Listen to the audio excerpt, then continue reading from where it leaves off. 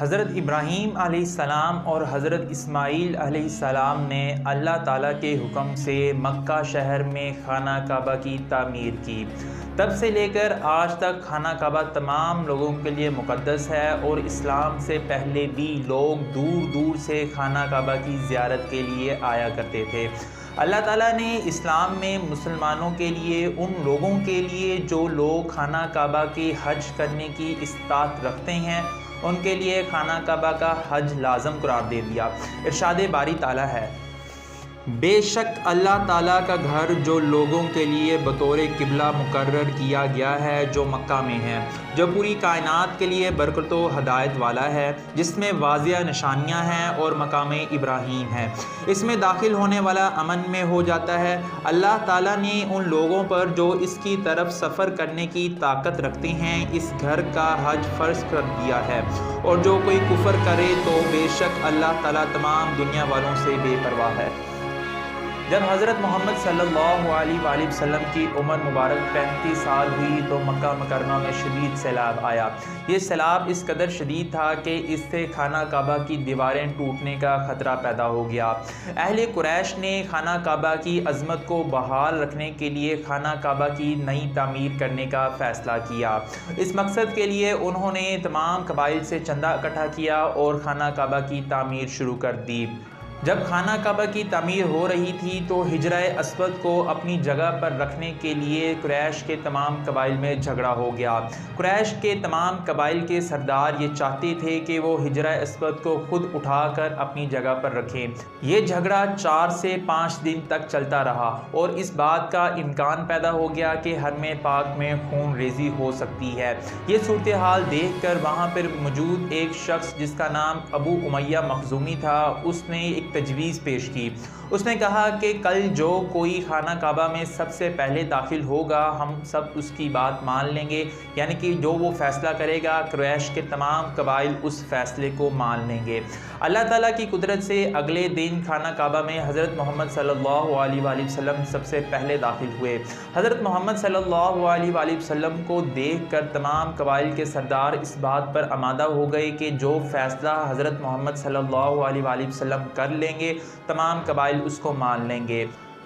یہ بات یاد رکھیں کہ لوگ حضرت محمد صلی اللہ علیہ وآلہ وسلم کی شخصیت سے اسلام سے پہلے بھی اس قدر زیادہ متاثر تھے کہ وہ سردار جو ہرگز یہ نہیں چاہتے تھے کہ حجرہ اسود ان کی جگہ کوئی اور اٹھا کر رکھے، وہ بھی حضرت محمد صلی اللہ علیہ وآلہ وسلم کا فیصلہ ماننے پر رضامند ہو گئے۔ حضرت محمد صلی اللہ علیہ وآلہ وسلم نے زمین پر ایک چادر بچھائی، حجرہ اسود کو اپنے دستے مبارک سے اس چادر پر رکھا اور قریش کے قبائل کے تمام سرداروں کو کہا کہ وہ چادر کو ایک ایک جگہ سے پکڑ لیں۔ قریش کے تمام قبائل نے اس چادر کو ایک ایک جگہ سے پکڑ لیا اور حجرہ اسود کو وہاں تک لے گئے جہاں پر اس کے رکھنے کی جگہ تھی۔ اس کے بعد خود حضرت محمد صلی اللہ علیہ وآلہ وسلم نے حجرہ اسود کو چادر سے اٹھا کر اس کی جگہ پر نصب کر دیا،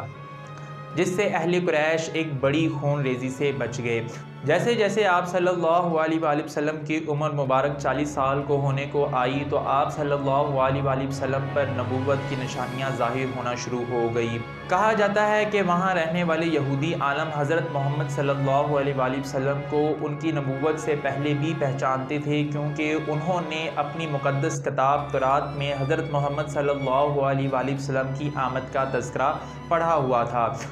اس بارے میں قرآن مجید میں بھی واضح الفاظ میں کہا گیا ہے کہ حضرت محمد صلی اللہ علیہ وآلہ وسلم کا ذکر ان سے پہلے تورات اور انجیل میں کیا گیا ہے۔ ارشاد باری تعالیٰ ہے، وہ لوگ جو ایسے رسول نبی امی کی پیروی کرتے ہیں جن کو وہ اپنے ہاں تورات و انجیل میں لکھا ہوا پاتے ہیں۔ بائبل عمومی طور پر 2 حصوں میں تقسیم ہے، عہد نامہ قدیم اور عہد نامہ جدید۔ عہد نامہ قدیم میں حضرت موسیٰ علیہ السلام اور ان سے پہلے کے پیغمبروں کا ذکر ہے، جبکہ عہد نامہ جدید میں حضرت عیسیٰ علیہ السلام کے حالات و واقعات کا ذکر ہے۔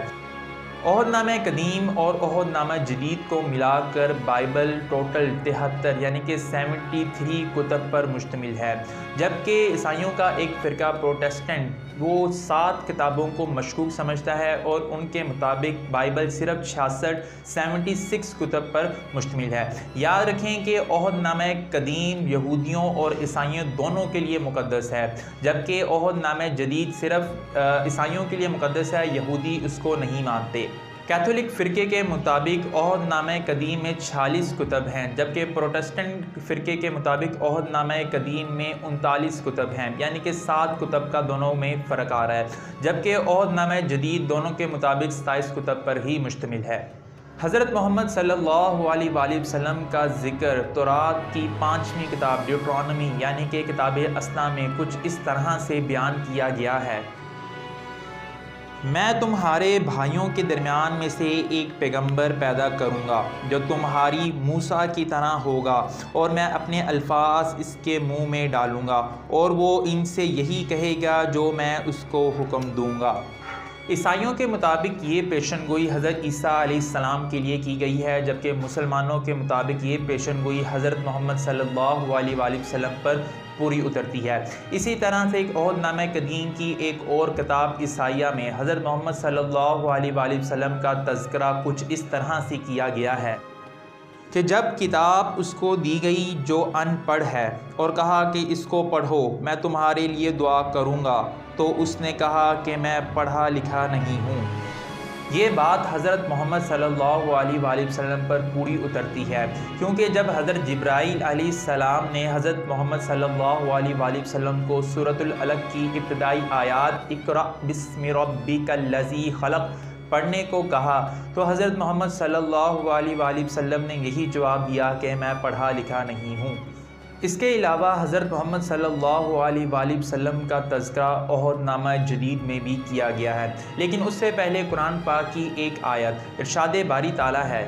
بلا شبہ میں اللہ تعالیٰ کا رسول ہوں جو تمہاری طرف بھیجا گیا ہوں، میں تصدیق کرنے والا ہوں تورات کا جو مجھ سے پہلے آئی، اور خوشخبری سنانے والا ہوں ایک رسول کی جو میرے بعد آئے گا، اس کا نام احمد ہوگا۔ پھر وہ جب کھلی نشانیاں لے کر آیا تو وہ کہنے لگے یہ تو صریح جادو ہے۔ قرآن پاک میں اس بات کو بڑے ہی واضح انداز میں بیان کیا گیا ہے کہ حضرت عیسیٰ علیہ السلام نے اپنے سے پہلے آنے والی کتاب تورات کی تصدیق کی تھی اور لوگوں کو حضرت محمد صلی اللہ علیہ وآلہ وسلم کے آنے کی خوشخبری بھی سنائی۔ عہد نامہ جدید کی کتاب یوحنا میں حضرت محمد صلی اللہ علیہ وآلہ وسلم کا تذکرہ کچھ اس طرح سے کیا گیا ہے: مجھے تم سے بہت کچھ کہنا ہے مگر ان سب باتوں کو تم برداشت نہ کر سکو گے، لیکن جب روح حق آئے گا تو تم کو سچائی کی راہ دکھائے گا۔ روح حق اپنی طرف سے کچھ نہ کہے گا بلکہ وہی کہے گا جو وہ سنتا ہے، وہ تمہیں وہی کہے گا جو کچھ ہونے والا ہے، اور وہ میری بڑائی بیان کرے گا۔ مسلمانوں کے مطابق ان آیات میں حضرت محمد صلی اللہ علیہ وآلہ وسلم کی ہی پیشن گوئی کی گئی ہے، کیونکہ حضرت محمد صلی اللہ علیہ وآلہ وسلم سچائی کا راستہ دکھاتے تھے اور حضرت محمد صلی اللہ علیہ وسلم اپنی طرف سے کوئی بات نہ کرتے تھے بلکہ لوگوں کو وہی بیان کرتے تھے جو اللہ تعالیٰ انہیں بیان کرنے کے لیے کہتا تھا، اور حضرت محمد صلی اللہ علیہ وآلہ وسلم حضرت عیسیٰ علیہ السلام کی بڑائی بیان کرتے تھے، مطلب ان کا عزت و احترام کرتے تھے۔ دوستو، اس قسط میں ہم نے آپ صلی اللہ علیہ وآلہ وسلم کا تذکرہ آسمانی کتابوں میں کس طرح سے کیا گیا ہے اس کو تفصیل سے بیان کیا، لیکن حضرت محمد صلی اللہ علیہ وآلہ وسلم کی زندگی کے باقی تمام اہم واقعات کو جاننے کے لیے ہمارے ساتھ رہیے گا۔ اللہ حافظ۔